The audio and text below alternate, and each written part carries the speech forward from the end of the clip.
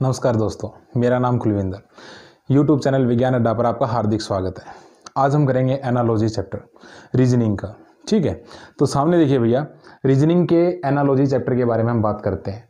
तो एनालॉजी है क्या? इसको हिंदी में बोलते हैं सादृश्यता। ठीक है, आपको क्वेश्चन कुछ इस प्रकार के मिलेंगे। ठीक है, तो देखिए ध्यान दीजिएगा एक बारी, क्या होगा कि यहाँ पर आपको ये डॉट नजर आ रहे होंगे। ठीक है, ये डॉट का मतलब क्या, ध्यान दीजिए। जैसे कि इस नंबर का रिलेशन इनके साथ होगा और इसका रिलेशन जो है हमें निकालना है कि किसके साथ होगा। तो ध्यान दीजिएगा क्या है भैया, मैं आपको एसएससी के अकॉर्डिंग बता देता हूं कि ये जो है इसका रिलेशन इसके साथ हो सकता है। मतलब ये फर्स्ट वाले का रिलेशन सेकंड के साथ हो सकता है, फर्स्ट वाले का रिलेशन थर्ड के साथ नहीं होगा। ये डबल डॉट क्या है समझ लेना, फाटक है भाई, इनको क्रॉस नहीं करना, बॉर्डर है ये। ठीक है, तो इसका रिलेशन इसके साथ हो सकता है, इसका रिलेशन इसके साथ हो सकता है। फर्स्ट का रिलेशन इसके साथ नहीं होगा, फर्स्ट का रिलेशन फोर्थ के साथ नहीं होगा। आपको काफी क्वेश्चन मिलेंगे भी ऐसे कि भैया पहले का रिलेशन तीसरे के साथ बना रखा है, लेकिन वो आपके बैंकिंग के क्वेश्चन होंगे, समझना इन चीजों को। एसएससी कभी भी अलाउ नहीं करती कि भाई पहले का रिलेशन तीसरे के साथ होगा। ठीक है, तो ये छोटी छोटी बातें जरा ध्यान रखना भैया। तो शुरू करते हैं भैया रीजनिंग। हमारे जो एसएससी के अकॉर्डिंग जो रूल बनते हैं, हम उन रूल से शुरू करते हैं। तो एसएससी के अकॉर्डिंग आपका जो पहला रूल होगा, पहला रूल क्या होगा कि आपको एनालॉजी का क्वेश्चन दिखते साथ क्या करना है, हमें देखना है क्या है कि वह नंबर किसी का स्क्वायर क्यूब तो नहीं। तो भैया याद रखना, आप लोगों को सबसे पहले कम से कम रीजनिंग के लिए 25 तक के स्क्वायर और आपके 10 तक के क्यूब और 25 तक के पहाड़े हमेशा याद होने चाहिए। यह है रीजनिंग के लिए। अगर आप मैथ करना चाहते हो, मैथ कर रहे हो, तो वहां पर आपको क्या करना पड़ेगा भाई, 50 तक के स्क्वायर और 25 तक के क्यूब आपको आने ही आने चाहिए। तो रीजनिंग में आपके 25 तक के स्क्वायर और 10 तक के क्यूब तक काम चल जाएगा। ठीक है, तो ध्यान दीजिए, आपका एसएससी के अकॉर्डिंग जो पहला रूल बनता है वो क्या है कि वह नंबर किसी का स्क्वायर क्यूब तो नहीं है। स्क्वायर क्यूब कैसे, ध्यान दीजिएगा कि आप लोगों को ये नंबर नजर आ रहे होंगे। अगर आप लोगों को स्क्वायर क्यूब याद होंगे ना, तो आप 1 सेकंड में इस क्वेश्चन को सोल्व कर लोगे। जैसे कि नजर आ रहा है क्या है, 16 है, 25 है, 36 है। आगे क्या आएगा? अब आप लोगों को पता है 16 क्या है भैया, 16 है 4 का स्क्वायर। 25 क्या है, 25 है 5 का स्क्वायर। 36 क्या है, 36 है 6 का स्क्वायर। अभी देखो 4 से क्या बन रहा है, 5 हो रहा है, मतलब +1। तो 6 से जो है हम क्या बनाएंगे, 7 बनाएंगे, और 7 का स्क्वायर क्या आएगा, 49 आएगा। और भैया ये पहले वाला रूल एक बार जरा ध्यान देना, आप लोगों को ज्यादा टेंशन लेने की जरूरत नहीं है। अगर आपको स्क्वायर क्यूब याद है ना, तो ये नजर आ रहा है ना कि ये 16 स्क्वायर है, 25 स्क्वायर है, 36 स्क्वायर है, ये सारे के सारे क्या है, परफेक्ट स्क्वायर है। तो आपको कुछ नहीं करना, आपको सिर्फ ऑप्शन देखने। ऑप्शन में आपको 100 में से 99% चांस होंगे कि सिर्फ एक ही ऐसा ऑप्शन दे रखा होगा जो एक परफेक्ट स्क्वायर होगा, वही उसका आंसर हो जाएगा। और अगर आपको वो निकालना नहीं आता तो मैंने आपको सोल्यूशन करके बता दिया कि 16 क्या है, 4 का स्क्वायर, 25 क्या है, 5 का स्क्वायर, 36 है 6 का स्क्वायर। तो यहां देखो 4 से 5 बना तो 6 से क्या बनेगा भैया, 7 बनेगा, और 7 का स्क्वायर कितना होगा, 49। आंसर आ जाएगा आपका 49। सेकंड क्वेश्चन के ऊपर आते हैं। तो आपका सेकंड रूल देखिए, सेकंड रूल क्या है कि भैया नंबर का स्क्वायर क्यूब प्लस माइनस कोई नंबर। मतलब क्या है कि आपको किसी का स्क्वायर देकर उसमें से या तो एक घटा रखा हुआ या एक बढ़ा रखा हुआ, 2 घटा रखे होंगे या 2 बढ़ा रखे होंगे, वो आपको देखना पड़ेगा। जैसे क्वेश्चन देखते हैं, आपको दे रखा है यहाँ पर 26, 63, 124। अब ये क्या है भैया, ना तो ये परफेक्ट स्क्वायर है और ना ही परफेक्ट क्यूब है, बट क्या है ये किसी के स्क्वायर क्यूब में से माइनस किए गए नंबर या प्लस किए गए नंबर होंगे। अब 26 क्या है, किसी के स्क्वायर के आसपास है, 5 के स्क्वायर के आसपास है। ठीक है, नॉर्मल सी बात है, 5 का स्क्वायर जमा 1 हो सकता है। 63 क्या है, 63 किसके स्क्वायर के आसपास है, 63 देखो 7 का स्क्वायर 49, 8 का स्क्वायर क्या है, 64। अब ये क्या है, ये माइनस का रखा और ये प्लस का रखा है, ये कोई लॉजिक नहीं बना।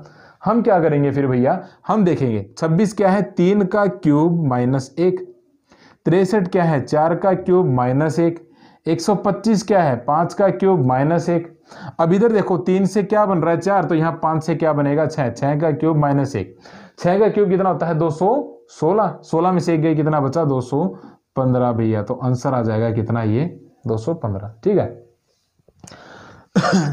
तो ध्यान दीजिए, आते हैं अब अपने तीसरे क्वेश्चन पर। तो तीसरे क्वेश्चन पर आने से पहले एक बार तीसरा रूल देखो। तीसरा रूल क्या है कि किसी नंबर का स्क्वायर क्यूब प्लस माइनस कोई नंबर। मतलब क्या है कि ध्यान दीजिए, जिस नंबर का स्क्वायर क्यूब कर रखा है प्लस माइनस वही नंबर भी हो सकता है। अब इस क्वेश्चन को जरा समझने की कोशिश करना, ये तीसरे वाला कॉम्प्लिकेटेड है। कैसे, ध्यान दीजिए। अब 20 जो है, 20 जो है 2 चीजों से बन सकता है। कैसे? 20 बन सकता है 4 का स्क्वायर जमा में 4, ठीक है, और कैसे बन सकता है, 5 का स्क्वायर माइनस में 5, है ना, लग रहे हैं ना। अब देखो 30 क्या है, 30 जो है भैया आपका है 5 का स्क्वायर जमा में 5, और क्या है 6 का स्क्वायर माइनस में 6। अब देखो रूल तो हमारे पैरेलल चल रहे हैं, दोनों हमारे लग भी रहे हैं। 42 को देखते हैं, 42 क्या है, देखो 7 का स्क्वायर, ठीक है, सॉरी यहाँ क्या है 6 का स्क्वायर जमा में 6 और क्या बन रहा है 7 का स्क्वायर माइनस में 7। अब दोनों रूल पैरेलल चल रहे हैं। अब ध्यान दीजिए, अगर आपको यहाँ पे ध्यान दीजिए, अगर आपका ये वाला रूल यहाँ पर अप्लाई हो रहा है तो आगे क्या आएगा भैया, आगे इस पहले वाले लॉजिक के अकॉर्डिंग 7 का स्क्वायर जमा में 7 मतलब 7 का स्क्वायर 49, तो आंसर आ जाएगा क्या आ जाएगा 56। ठीक है, अब नीचे जो है अगर आप ध्यान दीजिए, अब हमने यहाँ पर क्या किया था 7 का स्क्वायर माइनस 7, 5 से 6 बना, यहाँ पर 7 बना, तो यहाँ क्या आएगा 8 का स्क्वायर माइनस में 8। 8 का स्क्वायर कितना होता है 64 होता है, 64 में से गया सॉरी 64 में से 8 गया, कितना आ गया 56 आ गया। लॉजिक आपका समझ में आया भैया। एनालॉजी है ही एक ऐसा चैप्टर, ठीक है, यहाँ अच्छे अच्छे जो है क्वेश्चंस के अंदर मार्क आ जाते हैं, क्योंकि यहाँ पर क्या है कि एक क्वेश्चन के अंदर एक रूल नहीं लगेगा, आपके 2 रूल भी हो सकते हैं, 3 भी हो सकते हैं, लेकिन मैटर करेगा ऑप्शन के ऊपर।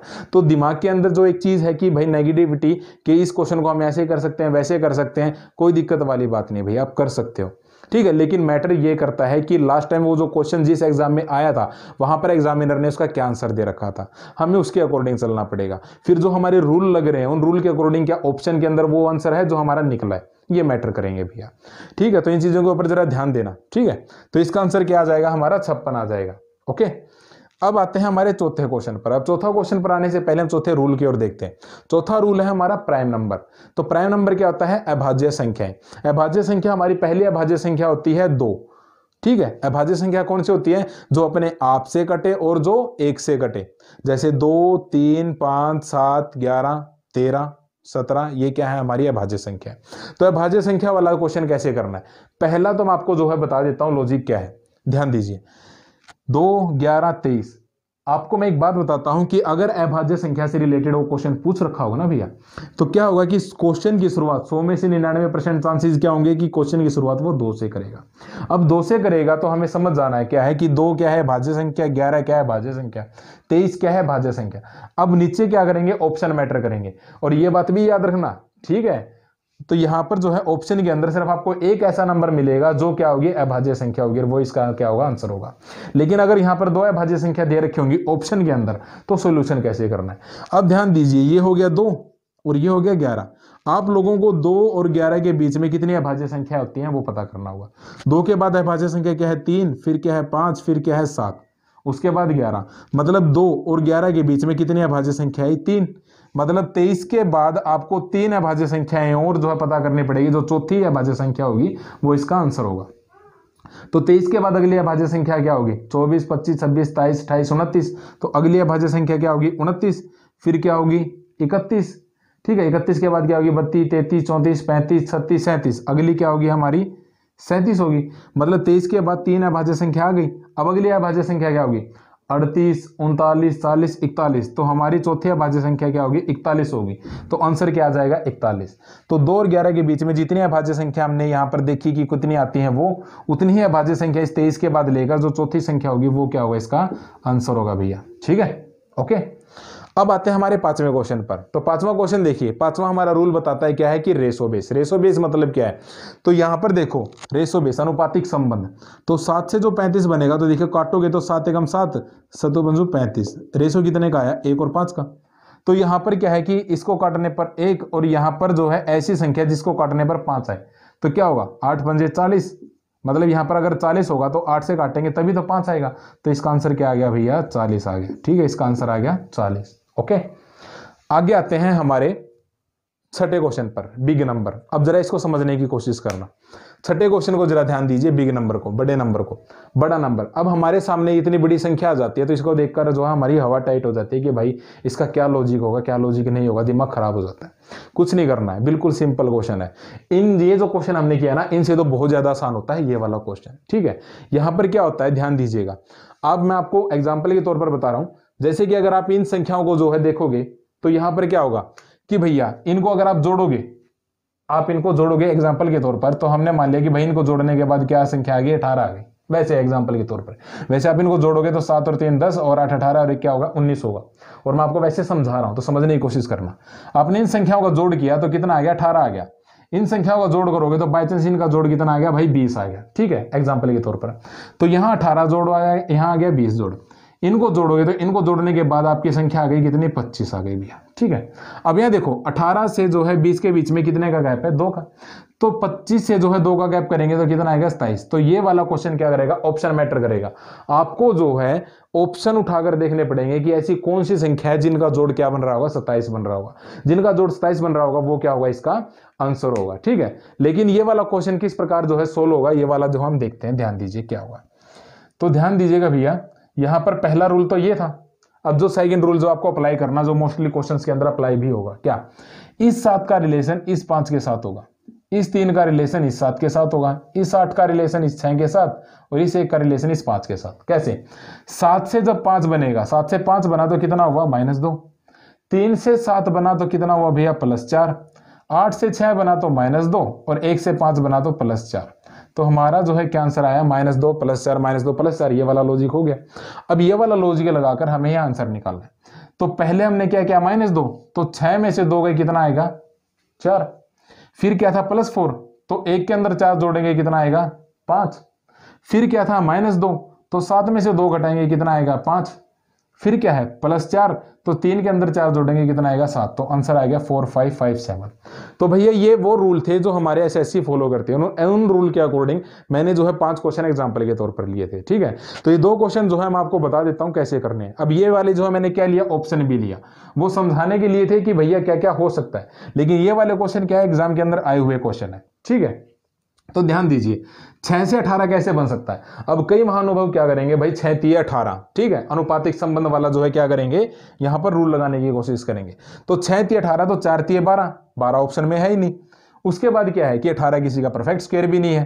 ठीक है, तो करेंगे क्या, तो ध्यान दीजिए, यहां जो लॉजिक होगा, 6 का स्क्वायर कितना होता है भैया, 36 होता है। 6 का स्क्वायर 36, और 36 का जब आप आधा करोगे कितना आएगा, तो 2 × 2 2 8 16, ये 18 आ गया। मतलब यहां क्या कर रखा है कि जो संख्या दी हुई है उसका स्क्वायर करके उसका आधा कर रखा है। तो यहां पर आंसर आ गया 18।